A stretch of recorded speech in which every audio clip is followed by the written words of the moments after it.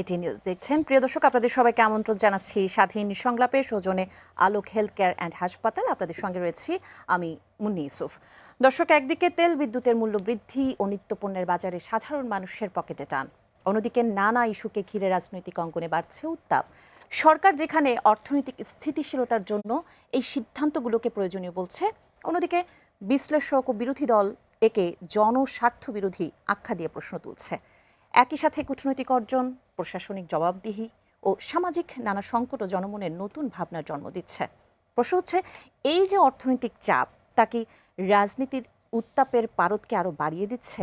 সাধারণ মানুষের পকেটের টান এবং রাজপথে রাজনৈতিক উত্তাপ যেটি রয়েছে, সেটি কি এখন একে অপরকে প্রভাবিত করছে? তাই আমরা আমাদের বিষয় রেখেছি পকেটে টান এবং রাজনীতির পারদ। আমাদের সঙ্গে সম্মানিত দুজন অতিথি রয়েছেন জনাব বদিউর রহমান, সাবেক সচিব ও সাবেক রাজস্ব বোর্ডের চেয়ারম্যান। আপনাকে আমন্ত্রণ জানাচ্ছি। আর রয়েছেন ডাক্তার সাখাওয়াত হোসেন শান্ত, সম্পাদক G9। আপনাকেও আমন্ত্রণ জানাচ্ছি। ধন্যবাদ। জনাব বদিউর রহমান, পকেটে টান এবং রাজনীতির পারদ, এই বিষয়টি যখন আমরা রেখেছি তখন আমরা আরেকটি কথাও বলছিলাম যে আমাদের যে কূটনৈতিক অর্জন রয়েছে, প্রশাসনিক জবাবদিহি ব্যাপার রয়েছে, সেগুলোও আমরা সামনে আনবার চেষ্টা করছি। এই যে সম্প্রতি জাতিসংঘের সাধারণ পরিষদের 81তম অধিবেশনের সভাপতি পদে বাংলাদেশের একটি ঐতিহাসিক জয় আমরা বলছি। 40 বছর আগে পররাষ্ট্রমন্ত্রী খলিলুর রহমান ফিরেছেন দেশে এবং তিনি বলেছেন 40 বছর আগে হুমায়ুন রশিদ চৌধুরী যেমন একসঙ্গে পররাষ্ট্রমন্ত্রী ও জাতিসংঘের সাধারণ পরিষদের সভাপতি হিসেবে দায়িত্ব পালন করেছিলেন, তিনিও তেমনটি করতে পারবেন। তিনি বলেছেন, একজন সাবেক সচিব হিসেবে আপনি কি মনে করেন বর্তমান বৈশ্বিক বাস্তবতায় এই যে দুটি গুরুত্বপূর্ণ পদ বা দায়িত্ব একই সঙ্গে কার্যকরভাবে পালন করা সম্ভব কিনা? ধন্যবাদ। সাধারণ পরিষদের সভাপতিটা কি আমাদের পররাষ্ট্রমন্ত্রী হিসেবে থাকার চাইতে বেশি গুরুত্বপূর্ণ হবে কিনা সেটা দেখার বিষয়। কারণ জাতিসংঘ তো আমার কাছে একটা বড় ক্লাবের মতো, প্রাইভেট ক্লাবের মতো। এটার তো কোনো ক্ষমতা নাই। করে আসছে কিছু ওয়েলফেয়ার যে কাজগুলো হয়, শান্তিরক্ষী মিশন থাকে বা অন্যান্য চিলড্রেন এডুকেশন ফান্ড টান, এগুলো ছাড়া জাতিসংঘ তো কার্যকর কোনো ক্ষমতা নাই। কার্যকর ক্ষমতা থাকলে কি ট্রাম্প তার ইচ্ছে মতো এরকম বোমবার্ড করতে পারতো, ইরানে আক্রমণ করতে পারতো, লেবাননের ক্ষতি করতে পারতো? এটা আমার মনে হয় না যে আমাদের পররাষ্ট্রমন্ত্রী হিসেবে তার যতটুকু গুরু দায়িত্ব থাকবে, সাধারণ পরিষদের অধিবেশনে সভাপতি যখন করবে সভাপতিত্ব, তখন হয়তো একটু বসতে পারবে। তাহলে দুইটা গুরুত্বপূর্ণ দায়িত্ব নয়। আর বাকিটা হইলে হুমায়ুন রশিদ চৌধুরী সাহেব একসাথে দুইটা করেছেন, তিনিও দুইটা একসাথে বলতে পারবেন বলতেছেন। এটা নির্ভর করবে আমাদের সরকার প্রধানের সদিচ্ছার উপর। তারা তাকে ওখানে রেখে এখানেও রাখতে চাইবেন কিনা, কিংবা এখানে দলের কোনো উপযুক্ত ব্যক্তিকে প্রধানমন্ত্রী, নূতন পররাষ্ট্রমন্ত্রী নিয়োগ দিতে পারবেন কিনা সেটা বিবেচনার বিষয়। কারণ খলিলের এখানে পররাষ্ট্রমন্ত্রী হওয়া নিয়ে প্রচুর সমালোচনা আছে। যথেষ্ট সমালোচনা হচ্ছে যে ওভারওয়েলমিং মেজরিটিতে আসা বাজাদ কেন ইউনুসের প্রতিনিধি হিসাবে কিংবা ইউনুসের ফুসকরা হিসাবে খলিলকে কেন রাখবে, নাম্বার ওয়ান। নাম্বার টু, খলিলের পদত্যাগ কিন্তু এই বাজার দাবি করেছিল আগে উপদেষ্টা থাকতে।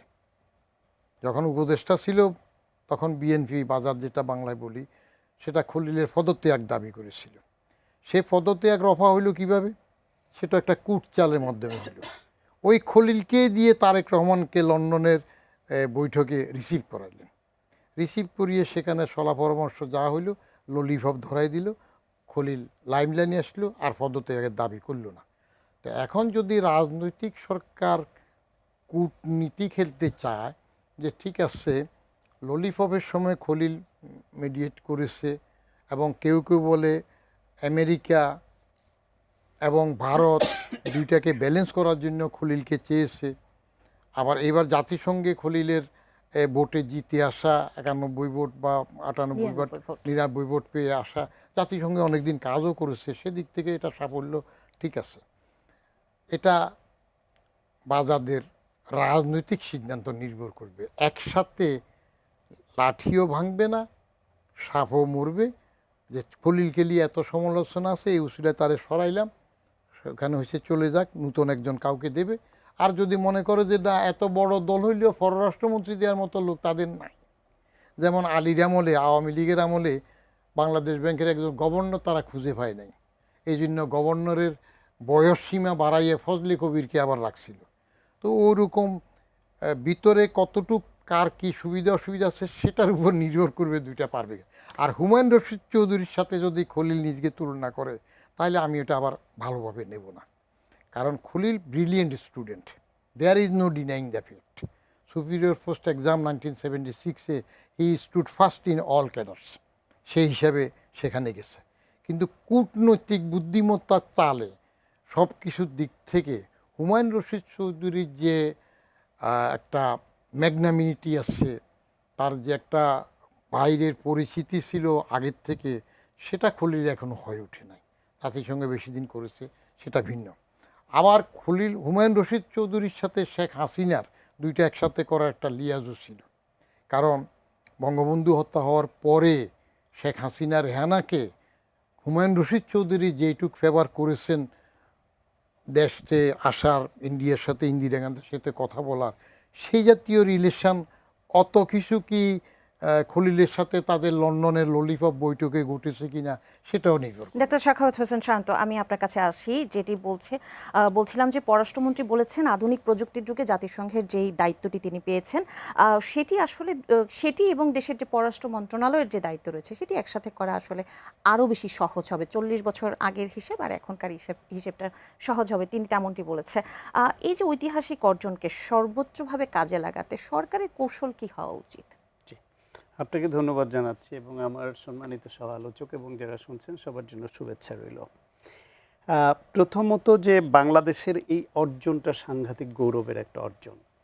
আমরা এখন খলিলুর রহমান সাহেবকে নিয়ে যে বিতর্ক ছিল সেটাকে সামনে এনে এই গৌরবকে কিছুটা কেউ কেউ খাটো করছে।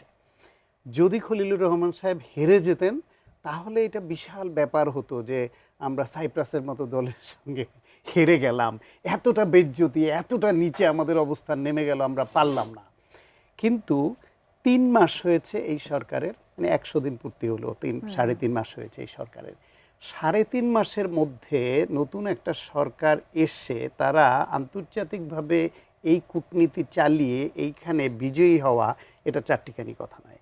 এবং এটা শুধুমাত্র এই সরকারের 3.5 মাসের সাফল্যই নয়, খলিলুর রহমান সাহেবের দীর্ঘদিনের তার ব্যক্তিগত যে কূটনৈতিক ক্ষেত্রে তার বিচরণ, জাতিসংঘে কাজ করা, আন্তর্জাতিকভাবে তার যেই ব্যক্তিগত অর্জন, জাতিসংঘে কাজ করা, সব মিলিয়ে তার সম্পর্ক তৈরি হওয়াটা গুরুত্বপূর্ণ ভূমিকা পালন করেছে। এবং হুমায়ুন রশিদ সাহেব যখন ছিলেন তখনও তিনি সচিব হিসেবে তখন দায়িত্বে ছিলেন, রাইট, পালন করেছে। সেই ক্ষেত্রে এখন বর্তমান সরকার তাদের তো ওইটাও ভাবনায় নিতে পারে যে আন্তর্জাতিক ক্ষেত্রে এত বড় একটা বাংলাদেশের জন্য এই সম্মান বয়ে আনার পেছনে সরকার হিসেবে তাদের বা প্রধানমন্ত্রীর বা এই পররাষ্ট্র টিমের একটা কালেকটিভ একটা এফোর্ট বা তাদের অর্জন তো আছেই, কিন্তু ব্যক্তি খলিলুর রহমান সাহেবের অর্জনটা এখানে অনেক বড়।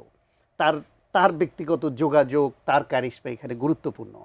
এখন যদি বাংলাদেশে পররাষ্ট্র ক্ষেত্রে যেটা বাংলাদেশ সরকারের প্রায়োরিটি, সেই প্রায়োরিটিতে যদি সরকার মনে করে যে টিম লিডার হিসেবে তিনি পদে থেকেও তিনি গাইডলাইন দিয়ে, তিনি যোগাযোগ করিয়ে দিয়ে, বা যেখানে তার নিজের ইনভলভ হওয়া দরকার সেটা করে তার টিম দিয়ে বাংলাদেশের জন্য কূটনৈতিক ক্ষেত্রে যে অর্জন সেটা তিনি জাতিসংঘের ওই পদে থেকেও পারবেন, বা তার থেকে বেটার ওয়েল কানেক্টিভিটি আছে এরকম কোনো পররাষ্ট্রমন্ত্রী অন্য কাউকে বিবেচনায় না নেন, মনে না করেন যে আছে, সেই পর্যন্ত তাকে সরকার রাখতে পারে। এটা সরকারের একান্ত নিজস্ব বিবেচনা এবং তাদের হিসাব নিকাশ। এখানে আমাদের দেখতে হবে তিনি ওই পদে থেকেও এই পররাষ্ট্রমন্ত্রী হিসেবে থাকার ফলে আমাদের কূটনৈতিক ক্ষেত্রে কোনো ব্যর্থতা ঘটছে কিনা, নাকি অর্জনটা বেশি হচ্ছে। যদি ব্যর্থতা ঘটার মতো পজিশন তৈরি হয় নিশ্চয়ই সেটা সমালোচনা হবে এবং সরকারও উপলব্ধি করবে, নিশ্চয়ই তাকে সরিয়ে দেবে। আবার এমনও হতে পারে যে তিনি ওইখানে বাংলাদেশ সরকারের প্রতিনিধি হিসেবে, জাতিসংঘের সভাপতি মানি হচ্ছে সাধারণ পরিষদের, তিনি পররাষ্ট্রমন্ত্রী না থাকলেও যা যা দায়িত্ব পালন করার সব তো করবেনই, পাশাপাশি আরেকজন যোগ্য পররাষ্ট্রমন্ত্রী যদি আমি নিয়োগ করি তাহলে আমার আরও বেশি দেশের জন্য কাজ করতে পারবেন দুজন মিলে, সেই বিবেচনা করতে পারে। সুতরাং পররাষ্ট্রমন্ত্রী যিনি সাধারণ পরিষদের সভাপতি হয়েছেন তিনি তার আকাঙ্ক্ষা ব্যক্ত করেছেন, তিনি উদাহরণ হিসেবে হুমায়ুন রশিদ চৌধুরীকে সামনে এনেছেন। এটাও সত্য যে হুমায়ুন রশিদ চৌধুরীর সময় ইন্টারনেটের যুগ ছিল না বলে আসলেই অনেক কিছু যোগাযোগ রক্ষা করা এবং এক দুইটা প্রতিষ্ঠানের নেতৃত্ব দেওয়া কঠিন ছিল 40 বছর আগে, তাও তিনি করেছেন। এখন তো প্রধানমন্ত্রীও তো দেশের বাইরে গিয়ে যে কোনো জায়গায় দেশে থেকে তার দেশকে পরিচালনা করতে পারেন, সব কিছু এখন তো অনলাইন বেসড এরকম করা যায়। সুতরাং সেটা একটা বিষয়। বা জার্মানির এখন যিনি আছেন তার কথাও, গ্রিন পার্টির নেতার কথাও বলা হয়েছে যে পররাষ্ট্রমন্ত্রী হিসেবে তিনি পদত্যাগ করেছেন, সেটাও তিনি বলেছেন, ক্লিয়ার করেছেন যে পদত্যাগ করেননি, তার দল নির্বাচনে হেরে যাওয়াতে তার পররাষ্ট্রমন্ত্রী তো এমনিই থাকেনি, ফলে তিনি ওই দায়িত্বে ছিলেন। ফলে এইটা এখনো পর্যন্ত বিগ ইস্যু না, বড় কোনো আলোচনার হাইপ তোলার ইস্যু না। এইটা ইস্যুটা হচ্ছে সরকার কোথায় লাভ মনে করে দেশের জন্য ওনাকে রেখে ভালো হবে, নাকি ওনাকে ওইখানে দিয়ে আরেকজনকে এসে একটা টিম ওয়ার্ক জোরদার করলে আরও ভালো হবে মনে করবে, সেটা সরকারের বিবেচনা। এবং তিনিও দুইটা একসঙ্গে যদি পেরে দেখাতে পারেন যে তিনি আরও ভালো করছেন, সেটা তারও কারিশমা। একজন দর্শক আছেন ফোনে। জি দর্শক, আপনার নাম বলে প্রশ্নটি রাখুন। আসসালামু আলাইকুম। ওয়ালাইকুম আসসালাম, জি বলুন। আমি মনিয়াদার বলছি। জি, আমার প্রশ্নটা হয়েছে জনাব সাকওয়ার সাহেবের কাছে। উনি মাত্র বললেন যে ব্যক্তি খলিলুর রহমান সাহেবের ইমেজও এখানে কাজ করেছে। আমার প্রশ্নটা ওনার কাছে, ব্যক্তি খলিলুর রহমান সাহেব এমন কি ইমেজ ধারী লোক ছিলেন যে লাস্ট 2 ইয়ার্স উনি ডক্টর ইউনূসের সাথে ওইখানে ছিলেন, আর এবার এখানে আসি মন্ত্রী হয়েছেন। এর আগে উনি আমলা ছিলেন, তারপর উনি বিদেশ চলে গেছেন। তাহলে ওনার এমন কি ইমেজ ছিল যে 99 ভোটে উনি যে পেয়েছেন তার পিছিয়ে কি ডক্টর ইউনূস এর কোনো হাত আছে কিনা, কিংবা বর্তমান সরকারের কোনো আছে কিনা? কিন্তু ব্যক্তি খলিলুর রহমান সাহেবের ইমেজটা কোথা থেকে আসলো যদি একটু বলতেন সবাই, এটার জন্য ভালো হতো। ধন্যবাদ আপনার প্রশ্নের জন্য। জি ডক্টর সাখাওয়াত হোসেন সাহেব। প্রথম কথা হলো খলিলুর রহমান সাহেব কূটনীতিবিদ হিসেবে তিনি যেখানে যে কাজ করেছেন তিনি সফলতার সঙ্গে করেছেন, সেটা নিয়ে কেউ প্রশ্ন তোলে না। তিনি মেধাবী অফিসার ছিলেন, সেটা নিয়েও প্রশ্ন তোলে না। তিনি তার রিক্রুটমেন্টের সময় তিনি ফার্স্ট হয়েছেন, সেটা মাত্রই ভাই বললেন। সুতরাং তার ইন্টারন্যাশনালি তার যোগাযোগটা আছে। ইভেন তার পক্ষ হয়ে যদি ডক্টর মোহাম্মদ ইউনূস যদি ইন্টারন্যাশনালি লবি করেন বাংলাদেশের স্বার্থে, সেটাও তো একটা অর্জন। সেটাও তার অর্জন, বাংলাদেশ সরকারের অর্জন, যে ডক্টর মোহাম্মদ ইউনূসের ইন্টারন্যাশনালি যে অ্যাকসেপ্টেবিলিটি আছে সেইটাও খলিলুর রহমানের জন্য ব্লেজিংস, এবং খলিলুর রহমানের জন্য তিনি করেছেন। খলিলুর রহমান না থেকে ওইখানে অন্য কোনো ব্যক্তি থাকলে ডক্টর মোহাম্মদ ইউনূস একইভাবে করতেন কি না সেটাও তো আমরা জানি না। সুতরাং তার সরকারের পররাষ্ট্রমন্ত্রী উপদেষ্টা ছিলেন, ওই সময়ে তার সিকিউরিটি অ্যাডভাইজার ছিলেন এবং তার হয়ে কাজ করেছেন। ডক্টর ইউনূস যদি তাকে সহযোগিতা করে থাকেন তার কানেক্টিভিটি কাজে লাগিয়ে, সেটাও তো দোষের কিছু নেই, এবং সেটাও তো ডক্টর খলিলুর রহমানের বক্সেই তো সেই ক্রেডিটগুলি জমা হয়, কিংবা বাংলাদেশ সরকারের বক্সে জমা হয়। So collectively Bangladesh government, doctor Khalilur Rahman এবং এই দুই ব্যক্তি, খলিলুর রহমান, তার টিম এবং বাংলাদেশ গভর্নমেন্ট যারে যেখানে কাজে লাগানো সেটা লাগাবেন, এবং এই কাজে লাগিয়ে আদায় করতে পারাটাও একটা যোগ্যতা। আমি জনাব বদিউর রহমান, এই প্রশ্নের উত্তর যদিও আপনার কাছে করা হয়েছে, আপনি কিছু সংযোজন করতে চান কিনা সেটি অবশ্যই জানতে চাব। তার আগে একজন দর্শক আছেন ফোনে, আমি একটু তার ফোনটি নিব। জি দর্শক, আপনার নাম বলে প্রশ্নটি রাখুন। হ্যালো। হ্যালো, আসসালামু আলাইকুম। ওয়ালাইকুম আসসালাম, জি বলুন। আমি আমি বদিউর স্যারের কাছে প্রশ্নটা করছি আর কি, জি, যে আমরা শুনেছি আর কি যে এই যে ভোটাভুটিটা হলো এখানে, এটা কতটুকু সত্য জানি না, ভারত আমাদের বিপক্ষে ভোট দিয়েছে, পাকিস্তান আমাদের পক্ষে ভোট দিয়েছে। তো এটা যদি সত্য হয়ে থাকে তাহলে এটার মূল্যায়নটা আমরা কিভাবে করবো আর কি, এখানে আমাদের ইভালুয়েশনটা কিরকম হবে আর কি? ধন্যবাদ, আমরা বুঝতে পেরেছি। জি জনাব বদিউর রহমান, আপনি কিছু সংযোজন করতে চান? ভারত এবং পাকিস্তানের পক্ষে বিপক্ষে এগুলা কূটনীতিতে হতেই পারে, যার নয়নে যারে লাগছে রে ভালো গো বিনোদিনী। কারণ রিজিম চেঞ্জ হওয়ার পরে এখন তো বাংলাদেশ ইউনূসের গভর্নমেন্টের আমলে যেটা একটা অপদার্থ সরকার ছিল, সেই সময় তো ভারতকে তুলুদুনো করার জন্য অস্থির হয়ে গেছে। তারপরে পাকিস্তানের সাথে একটু কাছে আসছে। তো সেদিক থেকে যদি এক দেশ পক্ষে ভোট দিয়ে আরেক দেশ বিপক্ষে দিয়ে দিতে পারে, কিন্তু আগের যে মনির হায়দার সাহেব, এখনকার প্রশ্নকর্তা তোর নাম পেলাম না, বা আগের মনির হায়দার সাহেব যেটা বললেন যে ইউনুসের লবি আছে কিনা, সেখানে আমার বক্তব্য হলো ইউনুসের লবি থাকাটা তো খুবই স্বাভাবিক। কারণ এই খলিল সাহেবরা, আলী রিয়াজরা, ইন্টারন্যাশনাল নাগরিক ইউনুস সাহেবরা যখন যেখানে সুযোগ হয় তখন তারা সেই সুযোগ নেওয়ার জন্য বাংলাদেশে আসে। যদি লবিং করেও থাকে সেটা তো আমাদের জন্য দোষের ভালো। কিছু না, জি, দোষের কিছু না, কারণ তার সাথে কাজ করছে, তার সিকিউরিটি অ্যাডভাইজার ছিল, পরে তার উপদেষ্টা ছিল সেখানে, উনি যদি ওনার জন্য কাজ করে অসুবিধা কি? কারণ দেশেরও তো ক্ষতি হয় না। দেশের তো ক্ষতি খলিলও তো ইউনুসের জন্য কাজ করেছে। ডক্টর ইউনুসের জন্য খলিল কাজ করে না, তার পক্ষ হয়ে লন্ডনে ললিপপ দিয়ে ভোটের জিনিসটা সুরা করে আসছে না, যেটার জন্য একটা মিনিমাইজ করছে, নাহলে ভোটটা এইভাবে হতো নাকি? কারণ যে খলিলের পদত্যাগ চেয়েছে সেই খলিলই তো তার বুদ্ধিমত্তা দিয়ে তারেক সাহেবকে রিসিভ করে তাকে সফট করে একটা সমাধান করে চলে আসছে। অর্থাৎ দেয়ার লাইফ ইজ ক্রেডিট, এটা আসতে পারে। আচ্ছা, আমরা যে বিষয়টি ঠিক করেছি যে পকেটে টান এবং রাজনীতির পারদ, পকেটে টানের যদি বিষয় আসি, এই গত দুদিনের যে আলোচনা যদি বলি, যে বাংলাদেশ এনার্জি রেগুলেটরি কমিশন স্বীকার করেছে যে জাতীয় বাজেটকে সামনে রেখে কোনো অর্থনৈতিক প্রভাব, যে মূল্যায়ন, ইকোনমিক ইম্প্যাক্ট অ্যাসেসমেন্ট ছাড়াই তড়িঘড়ি করে আসলে 16% বেশি বিদ্যুতের দাম বাড়ানো হয়েছে। এটা কি সাধারণ মানুষের উপরে চাপ নয়, বা কতটুকু যৌক্তিক? শব্দ তো দুইটা ভিন্ন ধর্মী, একটা হলো চাপ আর একটা হলো যৌক্তিক। রেশনালিটি যেটা হয়, রেশনাল কিনা, সেটা হিসাব করতে গেলে তো মানুষের কষ্ট লাগবে, বাড়ছে।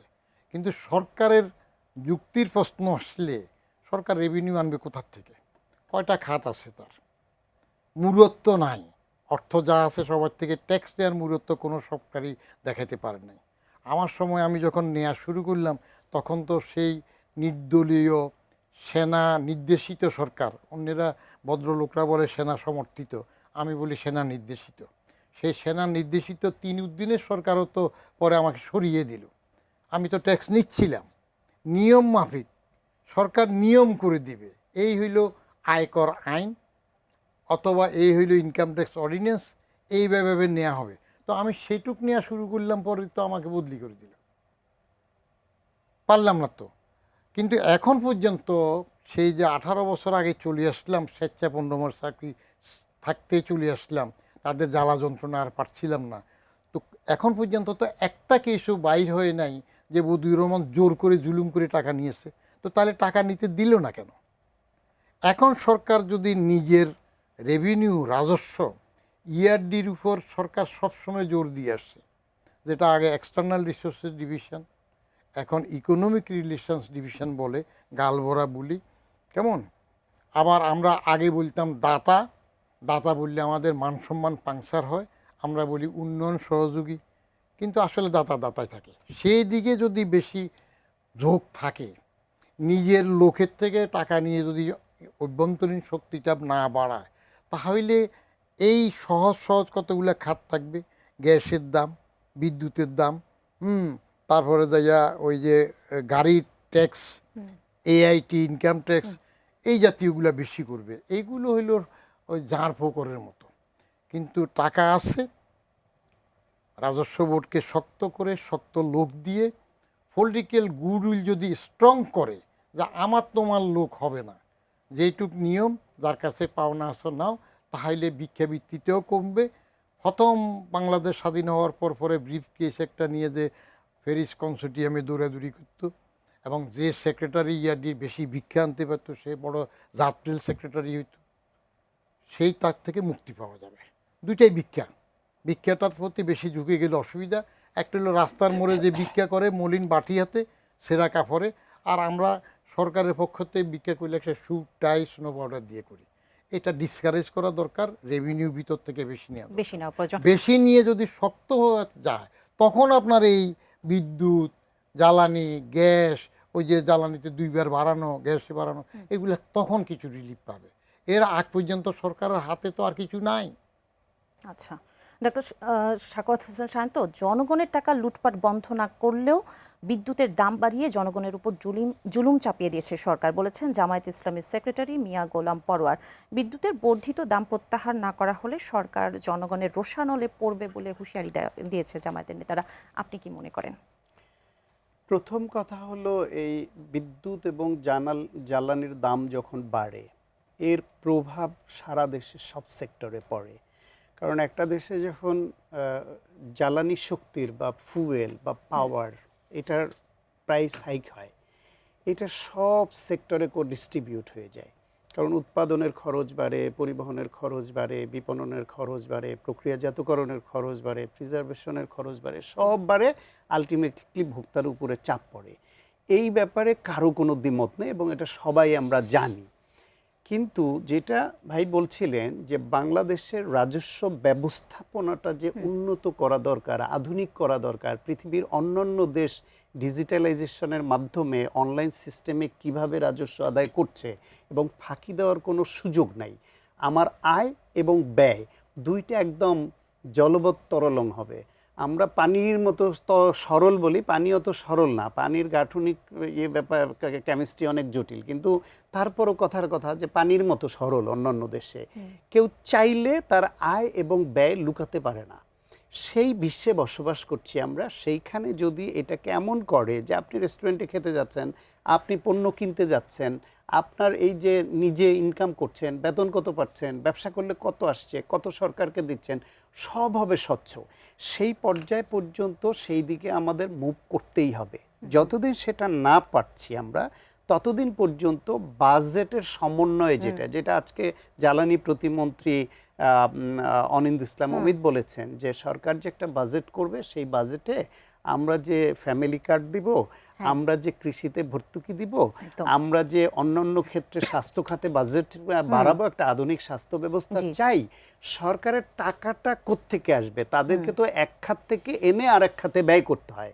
তো রাজস্ব যদি বাড়তো তাহলে ওই যেটা বললেন যে এইখানে দাম বাড়িয়ে নিতে হতো না। পরে আলটিমেটলি সরকার হলো একটা ব্যবস্থাপক সংগঠক।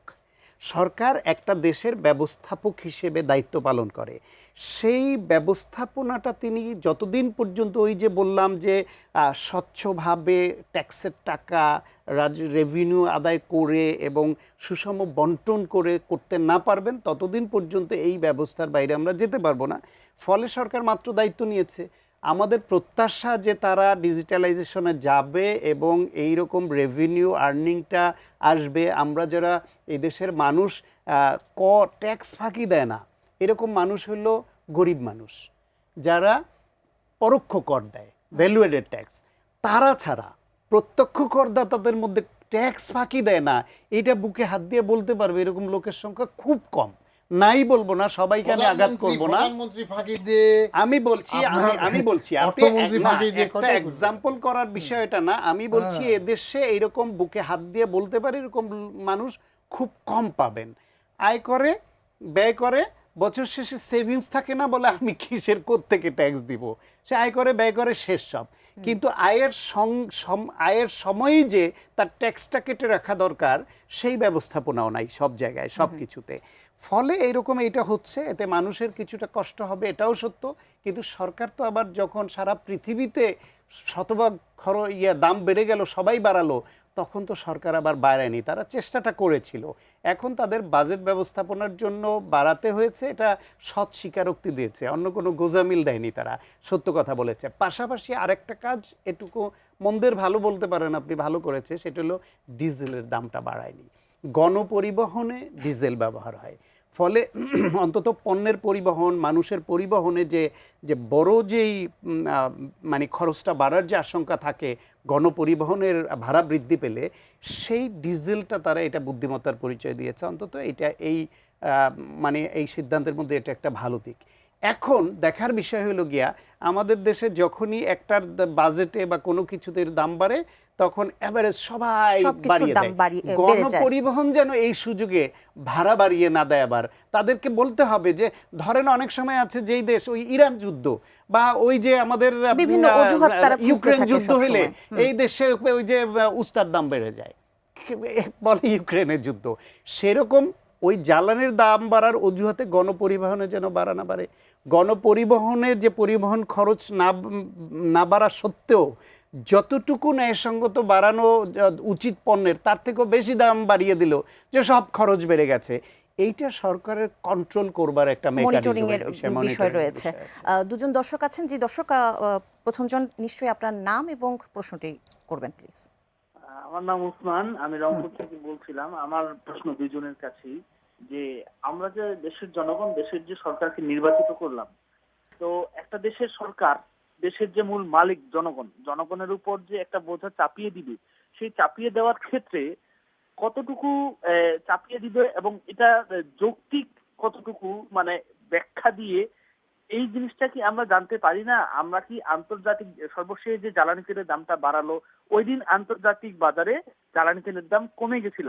তো ওই সেই ক্ষেত্রে আপনি আন্তর্জাতিক বাজার অনুযায়ী যদি আপডেট না করেন দামটা, তাহলে কিসের ভিত্তিতে আপডেট করলেন?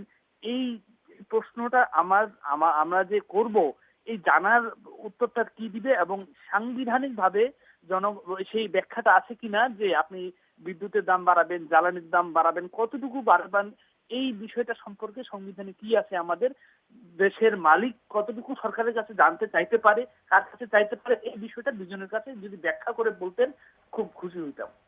অসংখ্য ধন্যবাদ আপনার প্রশ্নের জন্য। আরেকজন দর্শক আছেন ফোনে। জি দর্শক, আপনার নাম বলে প্রশ্নটি রাখুন। আসসালামু আলাইকুম ওয়া রাহমাতুল্লাহ। ওয়ালাইকুম আসসালাম। জি বলুন। ম্যাম, আমি পাবনা থেকে আব্দুল জব্বার বলছিলাম। আসলে আমার প্রশ্নটা এক ভাই তো মানে পাশাপাশি একই প্রশ্ন, তারপরে না বলি আর পারছি না। সম্মানিত দুইজন অতিথিকে ধন্যবাদ। আমি প্রশ্নটা করতে চাচ্ছিলাম, দেখেন দুই দফায় তো জ্বালানি তেলের দাম বাড়লো, দুদিন আগে আবার মানে বিদ্যুতের দাম বাড়লো। তা আমরা কৃষি কাজ করি, গ্রামের মানুষ। দেখেন ধানের দাম, এক পণ ধানের দাম 1100 টাকা, পেঁয়াজ কিন্তু 80% পিজে 1000 টাকা দেয়, 1200 টাকা ওটা দাম না। তো প্রত্যেকটা ফসলের দাম কম। সাধারণ মানুষ যারা গ্রামে ব্যবসা করে তাদের ব্যবসা নাই, কৃষকদের অবস্থা খারাপ। সেক্ষেত্রে যদি দফায় এরকম দাম বাড়ে তাদের কি অবস্থা হবে? দুইজন স্যারের কাছ থেকে শুনতে চাই। প্রথম যে দর্শক ফোন করেছেন ওসমান রংপুর থেকে, তার উত্তরটি আমি প্রথমে নেব। যে দেশের মালিক জনগণ, সেখানে দাম বৃদ্ধি হয়, জ্বালানির দাম বৃদ্ধি হয়, তেলের দাম বৃদ্ধি হয়, কিন্তু মানুষ জানে না কেন দাম বৃদ্ধি হচ্ছে বা এই উত্তরটা তারা কোথায় পাবে। এবং সাংবিধানিকভাবে তিনি যতটুকু প্রশ্ন করেছেন যে এটা কি তাদের জানার অধিকার রয়েছে, কেন জানায় না সরকার? দুজনের প্রশ্ন কাছাকাছি এবং দুজনের উত্তরটাই সংক্ষেপে একবারেই যেটা আমার মনে হয় ন্যায়সঙ্গত সেটা দেই। এক হচ্ছে যে উনি প্রথম দর্শক যেটা বলেছেন ভেরি লজিক্যাল, যে যদি আমরা মনে করি গণতন্ত্র প্র্যাকটিস করব, তাহলে ডেমোক্রেটিক কান্ট্রিতে ডেফিনেটলি আমাদের সাংবিধানিকভাবে দেশের মালিক জনগণ, সেই জনগণ তার প্রতিনিধি নির্বাচন করে তাদেরকে পরিচালনা করবার জন্য। যে এই রাষ্ট্র নামের এই সংগঠনটিকে কিছু পরিচালক দরকার হয়, তারা জনগণের জন্য দেশের স্বার্থে পরিচালনা করবে। এখন যারা নির্বাচিত করে আমি আমার প্রতিনিধি বসালাম আমার দেশটাকে এবং আমাকে সুষ্ঠুভাবে পরিচালনা করবার জন্য, তিনি হুটহাট সিদ্ধান্ত নিলেন, আমাকে জানালেন না। এইটা ন্যায়সঙ্গত আচরণ হলো না। ফলে সরকারের তরফ থেকে উচিত যত বেশি ইনফরমেশন আপনার ডিসেমিনেশন হবে, যত মানুষকে জানানো হবে, তত মানুষ লজিক্যালি চিন্তা করতে শিখবে। আজকে একটু আগে যেটা বললাম যে খুব সরলভাবেই জ্বালানি প্রতিমন্ত্রী এটা স্বীকার করেছেন যে আমরা যে বাজেট করব, এই বিভিন্ন খাতে যে আমরা ব্যয় করব, আমরা আধুনিক স্বাস্থ্য ব্যবস্থা করতে চাই, জনগণকে ফ্যামিলি কার্ড দিতে চাই, আমরা কৃষি কার্ড দিতে চাই, হেলথ কার্ড দিতে চাই, উন্নত করব, এই টাকাটা কোত্থেকে আনবো আমরা? তো ট্যাক্সের মাধ্যমে আসে, ট্যাক্স ফাঁকি দেয় দেশের জনগণ, সেটা ব্যবস্থাপনায় যেতে সময় লাগবে, তাহলে কোনো না কোনোভাবে আনতে হবে। সেই আনাটার উদ্দেশ্য আবার এই দাম বাড়িয়ে পকেট কেটে আনা সেটা না, এইখানে ভর্তুকি দেয়া হচ্ছিল বেশি মাত্রায়। কখনো কখনো সেই ভর্তুকি দেওয়াকে কিভাবে সহনীয় করা যায়, এই যে আপনার সারা পৃথিবীতে দাম বেড়ে গেল, তখন বাংলাদেশ অনেক টাকা ভর্তুকি দিয়েছে না এই জ্বালানি খাতে। ফলে এইটাকে সমন্বয় করা, এই কথাগুলো মানুষ গ্রহণ করবে কি করবে না এটা মানুষের বিবেচনার বিষয়, কিন্তু তাদেরকে সরকারের যে বক্তব্য, এই বক্তব্যগুলো শুধু একজন সাংবাদিক প্রশ্ন করলেন, তার উত্তরে প্রতিমন্ত্রী মহোদয় বললেন, এটা না করে সরকারের যে তাদের যে মিডিয়া উইং আছে, তাদের যে প্রেস উইং আছে, বা এই মন্ত্রণালয়ের পক্ষ থেকে প্রত্যেকটা মন্ত্রণালয়েরই তো ব্রিফিং করার সিস্টেম আছে, তাদের উচিত ছিল বা এর আগেও যতগুলো হয়েছে, ওই যে কিছু কিছু অধ্যাদেশ বা আইনে পরিণত হয়নি, সেগুলো নিয়ে ভুল বুঝাবুঝির সৃষ্টি হয়েছে, সরকার সমালোচনার মুখে পড়েছে, যদি তাদের বক্তব্যটা খুব সুন্দরভাবে লজিক্যালি সহজ করে মানুষের বোধগম্য করে উপস্থাপন করে এবং তারা মানুষকে বলে যে আমরা দেশের স্বার্থে, আপনাদের স্বার্থে আমরা এই বিবেচনা মাথায় রেখে এটা করেছি, আপনাদের কষ্ট হবে এটা আমরা বুঝতে পারি, এটা আমরা জানি, কিন্তু আমাদের এছাড়া অন্য কোনো উপায় আপাতত হাতে নাই, তাহলে মানুষ কষ্টটা একটু হলো মানুষ। জনাব বদিউর রহমান, আপনার উত্তরটা কি হবে একটু জানতে চাবো। সরকার বাজেট করার আগে ব্যয়টা বেশি করে, ব্যক্তিত্ব আগে তার টাকা দেখে, তারপরে ব্যয়টা খরচ করে। ব্যক্তি এবং সরকারের তফাৎ ওইখানে। ন্যাশনাল বাজেটে সরকারের পলিটিক্যাল প্রোগ্রাম থাকে, কমিটমেন্ট থাকে, যেমন ফ্যামিলি কার্ড, কৃষক কার্ড, এগুলো দিয়েছে। এখানে একটা জিনিস লেফট থেকে যাচ্ছে, যেটা কিছুটা ইঙ্গিত উনিও দিলেন, টোটাল আমরা কিন্তু হিসাব করি না। আগে বাজেট দিলে কোথাও দাম বাড়াইলে, এটা তো বাজেটের বাইরে হয়ে যাচ্ছে এখন, দাম বাড়াইলে ওই বাড়তি দামে টোটাল কত টাকা তার বাড়তি আসবে, এটা একটা হিসাব দেয়া হতো। ইভেন রেলওয়ে তো সেপারেট বাজেট ছিল, তখন ওইটা বলা হতো।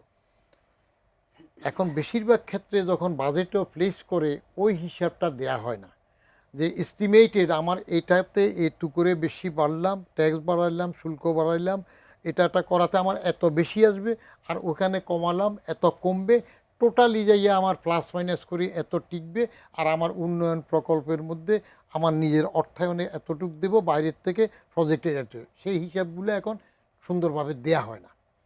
জনগণের সরকার যদি জনগণের হয়, এই ইস্যুটা যদি সরকার সংসদে আলাপ করে বাড়িয়ে দিতেন, তাহলে জনগণের সরকারই করছে প্রথমে প্রমাণ হয়ে যেত। এবং বিরোধী দল থেকে বলাও হয়েছিল হ্যাঁ, সেটা হলে হয় কি, বাড়ানোর পর। জি, আচ্ছা, বাড়ানোর পর বললে কিন্তু এগুলা তো সংসদে পাশ করিয়ে আনবে, তাহলে সরকারকে আরেকটা বোঝা নিতে হয়। সংসদে যদি আবার এই বাড়ানোটা পাশ করে, তখন তো আরও বেশি হইয়াল্লা হবে, এ দেখলা যাদেরকে ভোট দিলাম এরা সব কি করলো, আমাদের বিরুদ্ধে করলো। এই জন্য সরকার সংসদের ওখানে আলোচনা করতে চায় না, এভাবে করে নে। জনগণের কষ্ট হবে, কিন্তু একটা সমস্যা হলো, সরকার তো অন্যদিকে জনগণের উপকারের জন্য কৃষক কার্ড দিচ্ছে, ফ্যামিলি কার্ড দিচ্ছে, এগুলো মূল্যায়নের সময় আরও 4-6 মাস পরে আসবে, কিন্তু কৃষক কার্ডের মধ্যে সেখানে যে সুবিধাটা দিচ্ছে, সে টাকাটা কোথার থেকে আসবে?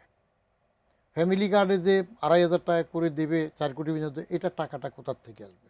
আরও সোশ্যাল সেফটি নেটওয়ার্ক যেগুলা বাড়াতে চায়, সেগুলা কোথার থেকে আসবে?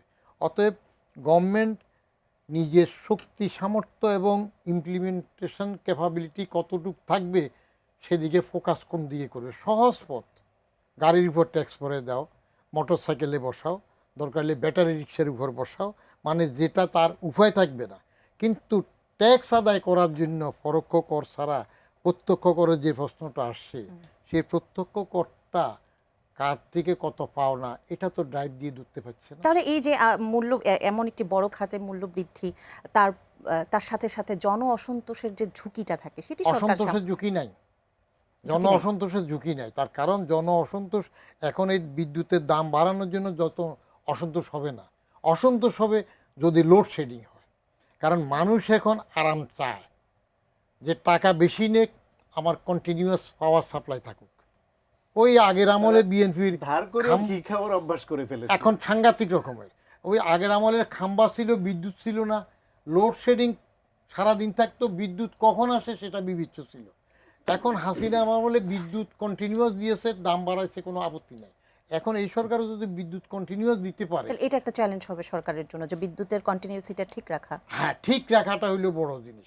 দামের জন্য মানুষ এখন, মানুষের কাছে পয়সা আছে, গরিব যে শ্রেণী, তার দাম কমাইলেও সে গরিব থাকে, সে খুব কষ্টে থাকে। কিন্তু বাকি যেটা পারবে, এটাতে মানুষের কষ্ট হবে না, জন অসন্তোষ হবে না। মাত্র 3 মাস ওভারওয়েলমিং মেজরিটিতে আসছে, 17 বছর পরে খমিনি হয়ে আসছেন, নতুন একটা মিশন নিয়ে আসছেন, এখন অসন্তোষ হবে না। এই একটু সমালোচনা বিরোধিতার খাতিরে বিরোধিতা হবে, এইটুকু পর্যন্ত। ছোট্ট করে একটু দ্বিতীয় দর্শকের ইয়েটা একটু বলি, যে কৃষকদের যেটা, ওনার যে উদ্বেগ সেটা ন্যায্য, যে সরকারের মনিটরিংয়ে থাকতে হবে যে পণ্যের উৎপাদন খরচ যা, সেই পণ্য যদি তার থেকে কম দামে বিক্রি করতে হয় তাহলে কৃষক বাঁচবে না। কৃষককে বাঁচাতে হবে, দেশ বাঁচাতে হলে একদম। সেই দিকে মনোযোগ দেওয়া এবং দরকার হলে ওইখানে ভর্তুকি দেওয়া। কিন্তু পাশাপাশি সরকারের কৃষকের প্রতি যে তাদের গুড ইন্টেনশন আছে সেটা শুরুতেই দেখেন এই যে এই প্রায় 12 লক্ষ কৃষকের এই যে 10,000 টাকা পর্যন্ত যে কৃষি সুদ সহ কৃষি ঋণ মৌকুব করার যে সিদ্ধান্ত সরকার নিল, সেটা তো কৃষকদের উন্নতির জন্যই, এবং দরিদ্র কৃষক যারা এই অল্প পরিমাণ লোন নিয়ে সুদ সহ যোগ হয়ে এরকম বিপদগ্রস্ত ছিল, সেটা তো কৃষকদের জন্য করেছে।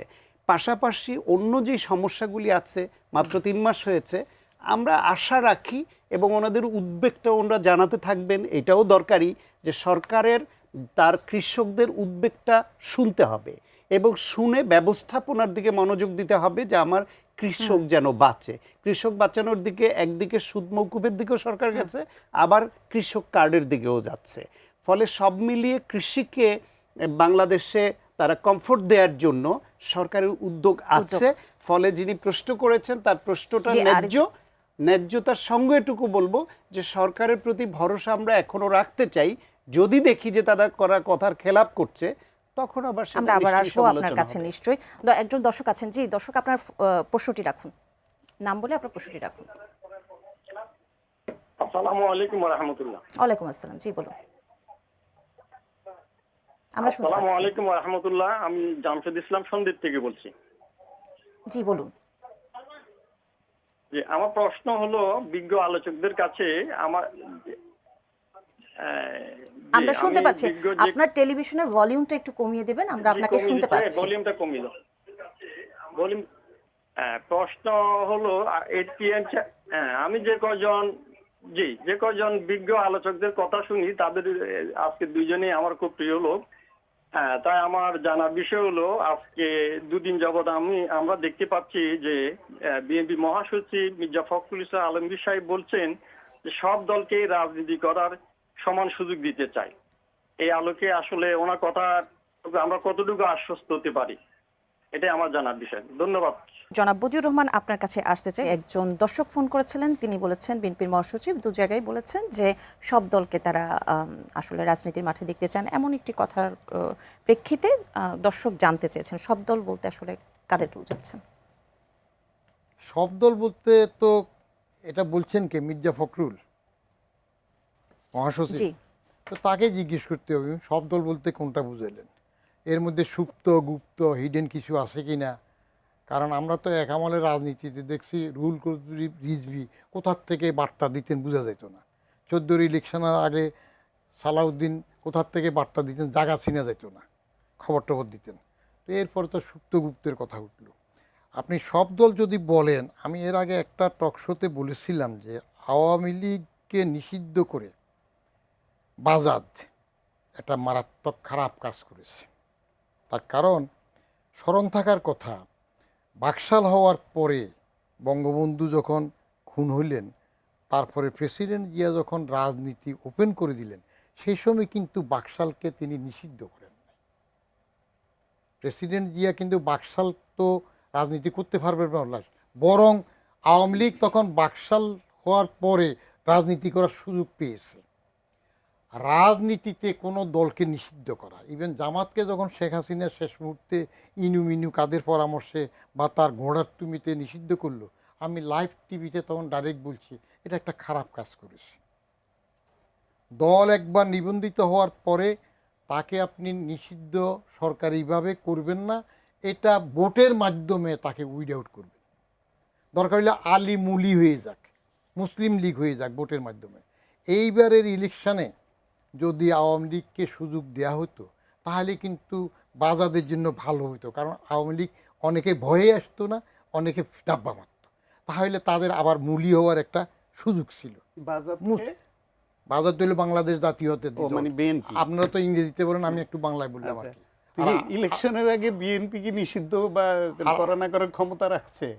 আওয়ামী লীগ হইল আলী, ওই যে কার্যক্রম নিষিদ্ধ করলো না, ইউনুসি করলো না, সেটা তো বিএনপি চায়নি। বিএনপি চায় নাই, কিন্তু বিএনপি চায় নাই, পরে আসে বিএনপি কি করলো, এটা পাশ করে দিল, নিষিদ্ধটা করে দিল। পরেরটা তো আগে আপনি ইলেকশনের সময় বলছেন যে আপনি ইলেকশনে বলার থাকলে সময় তো ভালোই তো আপনি হয়। বলার সময় বলছেন তো আমারটা শেষ ঠিক হতে আছে। বিএনপি যখন অর্ডিন্যান্সগুলো পাশ করলো তখন এই নিষিদ্ধটা না রাখলেই পারত, ওপেন হবে, তাহলে তার ভোটের ক্যাপাসিটি সব বুঝাইত। তার কারণ জিয়া তো বহুদলীয় গণতন্ত্র চালু করে গেছে। এখন যেটা সব দল বলছে, ফখরুল সাহেব যদি প্রকারান্তে ইঙ্গিত দেন, যদি আমি যদির উপর বলতেছি ইফ অ্যান্ড বার্স থেকে, যদি ইঙ্গিত দেন সব দলকে সুযোগ দেবেন, এখানে সব বলতে উনি আলীকেও ইনক্লুড করেন, আওয়ামী লীগকে ইনক্লুড করেন, that's a good sign political হারমোনির জন্য। আর যদি ওনার ব্যাখ্যা অনুযায়ী সব দল বলতে যে নিষিদ্ধ হিজবুত তাহরির বা এই কার্যক্রম নিষিদ্ধ আওয়ামী লীগ, তাহলে তো এটাতে কোনো চেঞ্জ হলো না, আর দল কি? আমি সেটাই ডাক্তার বলবো। সাখাওয়াত হোসেন শান্ত, আপনার বক্তব্যটা একটু জানতে চাই। প্রথম কথা হলো আওয়ামী লীগকে নিষিদ্ধের দাবি তোলে হচ্ছে এনসিপি বা বৈষম্য বিরোধী ছাত্র আন্দোলন তখন, এবং জামায়াত ইসলাম। ওই সময় বিএনপি বলেছিল যে নির্বাহী আদেশে কোনো রাজনৈতিক দলকে নিষিদ্ধ করার পক্ষে বিএনপি না। এবং এটা এখন একটা অনেকে কোট করেন যে ইন্টারিম গভর্নমেন্ট বেশিরভাগ ক্ষেত্রে বিএনপি যেটা না বলেছে সেটা করতে পারেনি। কয়েকটা মেজর সিদ্ধান্ত যেটা বিএনপি না করার পরও হয়েছে, একটা গণভোট, ওই যে ওই অতগুলা প্রশ্ন নিয়ে যেটা তাদের নোট অফ ডিসেন্ট ছাড়া সেটা একটা, আর হচ্ছে আওয়ামী লীগকে কার্যক্রম নিষিদ্ধ করা। সুতরাং নির্বাচনের আগে ওই সময়টায় আওয়ামী লীগকে নিষিদ্ধ করার পক্ষে বিএনপি ছিল না, এটা তাদের দাবিও ছিল না, তারা চায়ওনি, তাদের অবস্থান স্পষ্ট করেছে। সুতরাং বাজাদ আওয়ামী লীগকে নিষিদ্ধ না করলে ভালো করতো, তাইলে নির্বাচনে বোঝা যেত ভোটের মাঠে কার কী অবস্থান। এইটা বাজাদের এখতিয়ারভুক্তই ছিল না তখন নির্বাচনের আগে, এটা ইন্টারিম গভর্নমেন্টের এখতিয়ারভুক্ত ছিল। এবং ভাইয়ের বাসায় বাজাদ, আমরা যেটাকে বিএনপি বলতে ভালোবাসি, সেই বিএনপি ওটা চায়নি এবং তাদের এখতিয়ারভুক্তও ছিল না। সুতরাং নির্বাচন পর্যন্ত এটার দায় দায়িত্ব হচ্ছে ইন্টারিম গভর্নমেন্টের, এবং সেটার মোস্টলি তার দাবি এবং ক্ষেত্র তৈরি করেছিল এনসিপি এবং জামায়াত ইসলাম, ওই যমুনার সামনে ঘেরাও দিয়ে বাধ্য করেছিল। এরপর আসেন ইলেকশনের পরে 1 মাসের মধ্যে অধ্যাদেশগুলোকে আইনে পরিণত না করলে সেটা অটোমেটিক্যালি অকার্যকর হয়ে যায়। এখন আওয়ামী লীগের কার্যক্রম নিষিদ্ধের এইটা ইন্টারিম গভর্নমেন্ট যেটা করেছে, এটা একটা ভেরি বিগ পলিটিক্যাল ইস্যু। সেই ইস্যুতে বাংলাদেশে বিএনপির হাতে তখন এইটা একটা স্পর্শকাতর ইস্যু ছিল। আজকে যারা বিএনপি সংসদে এই আইন পাশ করে এটা অধ্যাদেশকে আইনে পাশ করা ঠিক হয়নি বলছে, আমার ধারণা এদের অনেকেই বিএনপি যদি এটাকে আইনে পাশ না করতো, তাহলে এই জামায়াত এনসিপির একজোট হয়ে যে তাণ্ডব শুরু করতে এবং বাংলাদেশের ফ্যাসিবাদদের পুনর্বাসনের দায়িত্ব নিয়েছে বিএনপি, ইন্ডিয়া তাদের ক্ষমতায় এনেছে এই শর্ত সাপেক্ষে যে আওয়ামী লীগের নিষেধাজ্ঞা তুলে নিতে হবে, এইভাবে করে বিএনপিকে নির্বাচনের আগেও নানামুখী যে অপতৎপরতা চালিয়েছে, ট্যাগিং এবং কালার দেওয়ার, ঠিক এইটা ওইরকম একটা কালার দেওয়ার বড় ক্ষেত্র তৈরি হতো। ফলে বিএনপির পক্ষে এই সরকারের, তাদের 2/3 মেজরিটি আছে, তাদের পক্ষে ওই সময় ওই অধ্যাদেশকে আইনে পরিণত করার বাইরে অন্য কোনো স্কোপই ছিল না হাতে। এটা রিয়ালিটি, রাজনৈতিক রিয়ালিটি, এটা বুঝতে হবে। কারণ এই দেশে গণ অভ্যুত্থানের পক্ষের কোনো শক্তি আওয়ামী লীগের বিচার সম্পন্ন না হওয়া পর্যন্ত এটা মেনে নেওয়ার মতো মানসিকতায় নাই। এখন নিয়েছে, আওয়ামী লীগ একবার ভুল স্বীকার করেছে, একবার অনুতপ্ত হয়েছে গণহত্যার জন্য, একবার বলেছে যে যারা হত্যা করেছে তাদের বিচার হলে তদন্ত সাপেক্ষে আমরা মেনে নিব বা আমরা হঠকারী সিদ্ধান্ত নিয়েছি, একবার তারা এই 16 বছরের গুম খুন হত্যা হামলা মামলার জন্য দুঃখ প্রকাশ করেছে। সেই আওয়ামী লীগের রাজনীতি ওপেন করে দিতে হবে বিচার না করে এত সহজেই দেশে, তাহলে কেন এই রক্ত, কেন এই জুলাই গণ অভ্যুত্থান হলো? সুতরাং এটা প্রথমে বিএনপি বিরোধিতা করেছিল যে নির্বাহী আদেশ হবে না, বিএনপি চেয়েছিল আদালতের মাধ্যমে সত্যিকার দোষী হলে নিষিদ্ধ হোক, নিষিদ্ধর বিরুদ্ধে বলে নাই, বলছে নির্বাহী আদেশে হতে পারবে না। এখন বিএনপি সেটা আইনে পরিণত করতে পরিস্থিতির কারণে সেটা না করার উপায় ছিল না, করেছে। কিন্তু আওয়ামী লীগকে উপলব্ধি করতে হবে তারা অন্যায় করেছে, তারা গণহত্যা চালিয়েছে, তারা গুম খুন করেছে, এবং যারা যারা করেছে তাদের বিচার হওয়াটা মেনে নিতে হবে, তাদের অনুতপ্ত হতে হবে। তারপর যারা ওই অপরাধে অপরাধী নয় তারা সেই আওয়ামী লীগ নতুন করে রাজনীতি শুরু করবে করবে বাংলাদেশে, নতুন বাংলাদেশে। জামায়াত ইসলামও তো ৭১-এর পর সুযোগ পায়নি, এবং তারা বিশেষ একটা পরিস্থিতিতে ৭৬-এর পরে এসে রাজনীতি করার সুযোগ পেয়েছে। আমার মনে হয় তাদের যারা যারা অপরাধী ছিল বিচার আরও আগেই হওয়া উচিত ছিল। পরবর্তীতে বিচারের নামে আবার প্রহসন করা হয়েছে। ন্যায়সঙ্গতভাবে সঠিক তদন্তে যুদ্ধাপরাধী যারা ছিল ৭১-এ তাদেরও বিচার আমি কামনা করি, এই ২৪-এ যারা গণহত্যা করেছে তাদেরও বিচার কামনা করি। সুতরাং গণহত্যাই তাদেরকে আমি যে কোনো অজুহাতে বিচার ছাড়া গণভাবে ওপেন করে দিবে এখন রাজনীতি করবে, সেটা আমি ব্যক্তিগতভাবে চাই না, এবং গণ অভ্যুত্থানের পক্ষের কোনো শক্তির চাওয়া উচিত না। জনাব বদিউর রহমান কিছু যোগ করবেন? ওনার ছোট করে আমাদের কথা তো আমার একদম যোগ শেষ। করার বিষয় নয়, এগুলো আপেক্ষিক। কেমন আপেক্ষিক বিষয় নিয়ে একভাবে বক্তব্য দেব। আপনার মতামতটাই জানতে চাচ্ছি। আমার মতামত হইল, প্রেসিডেন্ট জিয়া তো জামাতকে সুযোগ দিয়েছে ক্ষমতায় আসার পরে, কারণ তিনি একটা উদার মনোভাব নিয়েছেন। জামাতের গোলাম আজম আবার এই দেশে আসছে না, নাগরিকত্ব পেল না। ঠিক বহুদলীয় গণতন্ত্র চালু করার সময় তো এটা নিষিদ্ধ করা হয়নি, বাকশাল তো একটা বিশেষণ হয়েছে। বঙ্গবন্ধু সারা জীবন গণতন্ত্রের জন্য লড়াই করছেন, ৭২-এর 10ই জানুয়ারি পর্যন্ত ওনার ভূমিকা নিয়ে কোনো প্রশ্ন নাই। কিন্তু বাকশাল করে উনি যে ক্ষতিটা করলেন, নিজে মরলেন, সবাইকে মারলেন, সেটার পুনরুদ্ধার হইল পরে বহুদলীয় গণতন্ত্রে আসাতে তারা করল। যে কয়েকজন বাকশালের মধ্যে ছিল, রাজ্জাক, মহিউদ্দিন সাহেবরা, তারাও পরে আওয়ামী লীগে আসলো। এখন ইনি যে বক্তব্যটা দিলেন ওটা তার পার্সোনাল মতামত, যে আমরা 30 সেকেন্ড সময় দিতে পারবো। জি বলুন। জি, সিচুয়েশন বাধ্য করেছে। এগুলো যার যখন যেটা সুবিধা হয় তখন সেভাবে বক্তব্য দেবে। আবার যদি এখন ফখরুল সাহেব বলে যে আমরা তখন সিচুয়েশন বাধ্য করছে, তাই তাদের এটা আবার আইনে করছি যে কার্যক্রম নিষিদ্ধ থাকবে, আবার সিচুয়েশন বাধ্য করছে গুমেরটা বাদ দিয়ে দিচ্ছে, ওই যে জুডিশিয়াল কাউন্সিলের যে সুপ্রিম কোর্ট সচিবালয় সেটা বাদ দিয়ে নতুন দিছে। করে আনা হবে এমনটি বলেছে। অসংখ্য শুনেন, আপনি নিজের যেটুক আছে এইটুক আগে রাখলেন না, বাদ দিয়ে দিলেন, নতুন করে আনবেন, 9 মণ ঘি জুটবে, রাধা বুঝতে পেরেছি। অসংখ্য ধন্যবাদ, মানুষকে অসংখ্য ধন্যবাদ এবং কৃতজ্ঞতা আপনাদের দুজনকে আমাদের অনুষ্ঠানে আসবার জন্য। দর্শক, আজকের মতো এখানেই শেষ করছি। পরবর্তী আগামী সপ্তাহে আবারও হাজির হব। সে পর্যন্ত সুস্থ থাকুন, ভালো থাকুন, এটি নিউজ দেখতে থাকুন। ধন্যবাদ সবাইকে।